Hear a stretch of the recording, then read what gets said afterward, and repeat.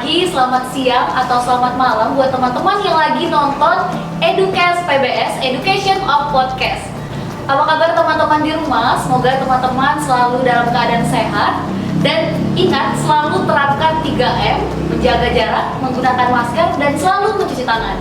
Kali ini kita kedatangan narasumber yang kece, mempesona, dan tentunya berprestasi. Mereka ada di tengah kita sekarang teman-teman. Boleh dong sapa, hai teman-teman yang ada di rumah. Halo. Di sebelah kanan saya ini ada Bang Aulandianta Krisna. Apa kabarnya Bang? Baik. Baik. Semester berapa sekarang Bang? Sekarang semester 6. Semester 6, bukan 12 ya? Bukan 12. Jangan sampai semester 12. Di paling tengah yang paling ganteng, rapi, wes. Ini namanya Bang Nafri Dwi Boy. Apa kabarnya Bang? Alhamdulillah baik. Alhamdulillah baik. Dan di samping sana, paling ujung, paling cantik ini adalah Mbak Eka Yulianti. Semester berapa Mbak sekarang? Sekarang sudah semester 6. Sudah tua. Oh, sudah tua ya. Oke. Nah, teman-teman yang ada di rumah perlu diketahui bahwa di program studi pendidikan bahasa dan sastra Indonesia itu ada 3 pengkhususan ya Bang ya. Bang Al ini merupakan mahasiswa dari pengkhususan jurnalistik. Betul ya?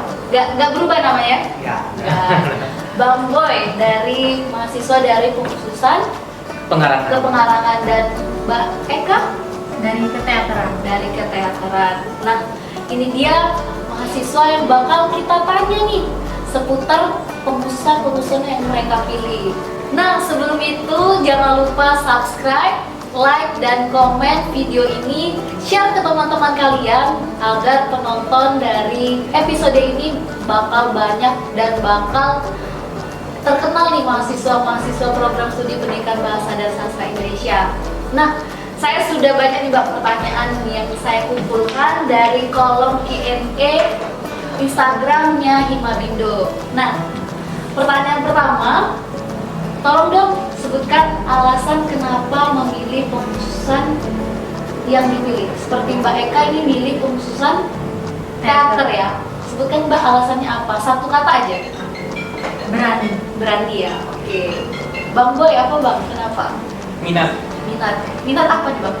minat kepengarangan. Oh, minat ya. Berarti emang minat ya? Emang minat. Oh, emang minat. Bang Al apa Bang alasannya? Sesuai apa nih Bang? Ekspektasi.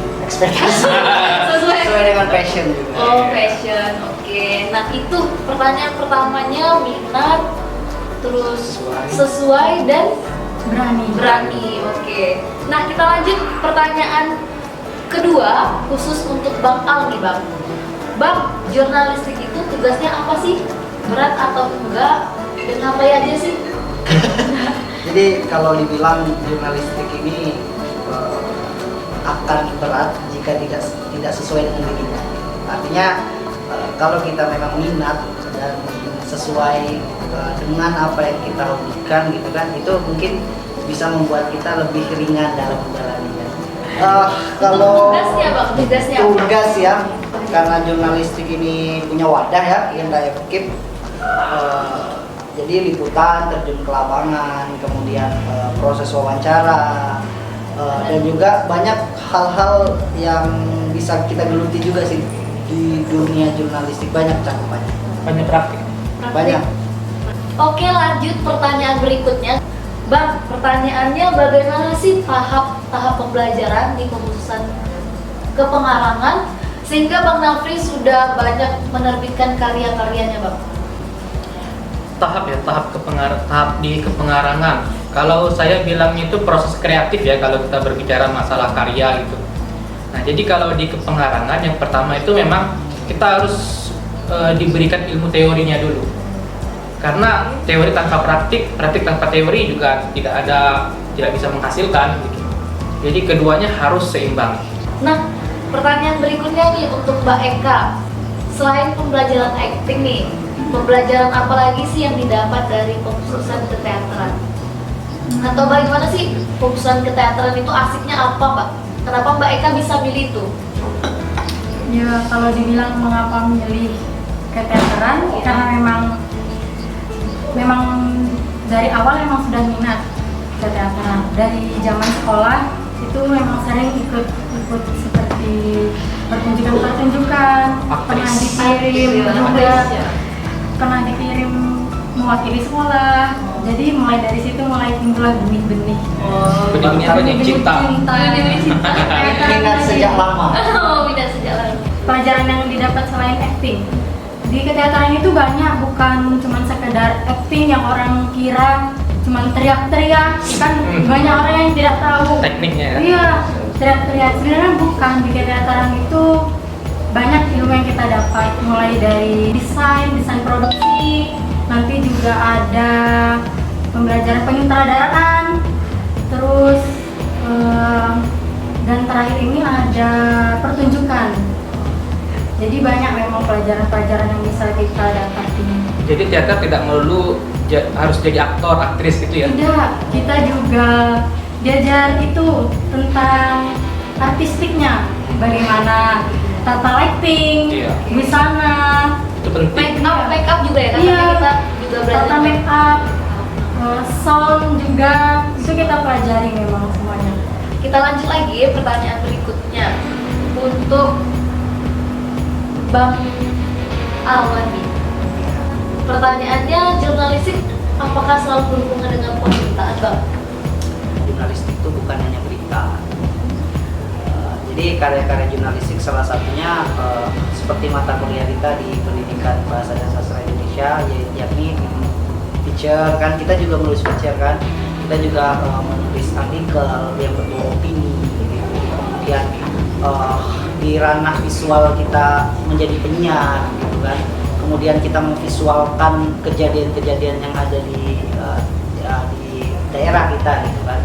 Oke, kita lanjut pertanyaan berikutnya nih untuk Mbak Eka khusus. Apa sih Mbak kesibukannya anak keteateran saat ini? Dan ada salam juga nih dari Farah Gus Bella. Salam untuk Kak Eka, aku fans banget katanya. Fans. Banyak fans ya. Aktris. Aktris Baik, ya. aktris. Oh betul. Untuk kesibukannya Cuci piring, masak, semua ya. Asal jangan tidur. keteateran saat ini Mungkin mata kuliah yang lagi di Aku apa sekarang? sekarang pertunjukan. Ya sebenarnya sedikit cerita lah. Oh, Sebenarnya pertunjukan ini kan mata kuliah yang praktek ya, Yuk. banyak praktek.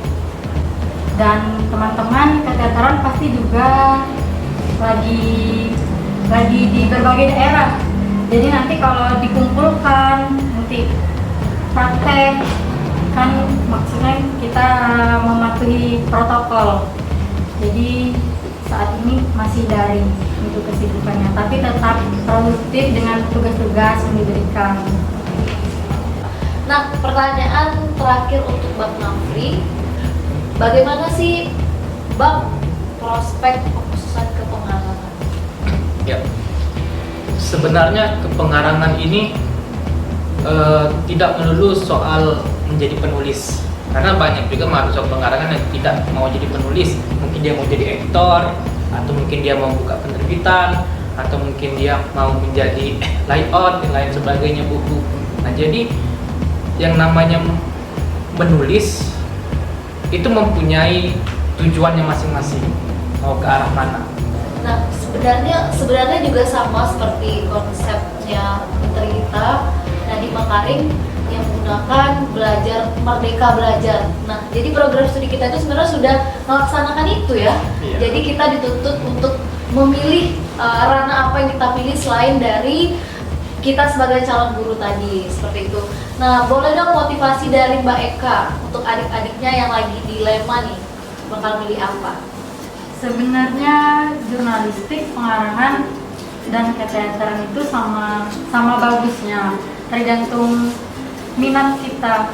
Sebelumnya itu mengenali dirinya sendiri, jangan salah masuk ke rumah orang, jangan ikut teman. Misalnya lihat teman, jurnalistik keren, ini, pengarangan juga keren, ini.